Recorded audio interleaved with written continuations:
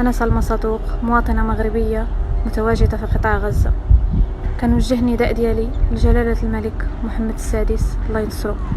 سيدنا، أنا مواطنة مغربية عايشة هنايا مع الأسرة ديالي هذه مدة طويلة، وأنا كندير جميع الجهود وجميع المحاولات باش نقدر ننقذ راسي وننقذ الأسرة ديالي من هذه الإبادة اللي كاسين كنعيشوها، ولكن للأسف ما قدرتش ننجح بعد كل المحاولات اللي أنا درتها. هذه عام ونص وأنا كنحاول، المحاولات ديالي كاملة باءت بالفشل.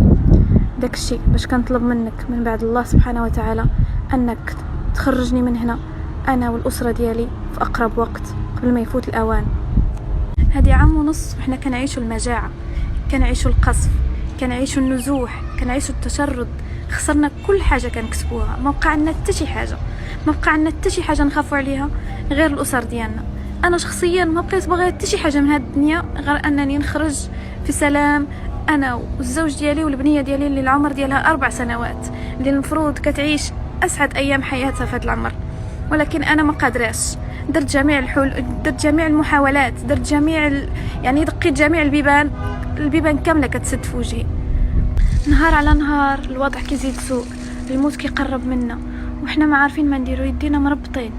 داكشي باش كنلتمس من جلالتك انك تعطي التعليمات باش يتم الاجلاء ديالنا في اقرب وقت قبل ما يفوت الاوان، ونلتحقوا بالعائلات ديالنا في المغرب في اقرب وقت. يا ربي كنطلب من الله ليل نهار ان ربي يحفظنا ونقدروا اننا نخرجوا بامان ونعيشوا مع العائلات ديالنا. هادشي اللي بقى في حياتنا.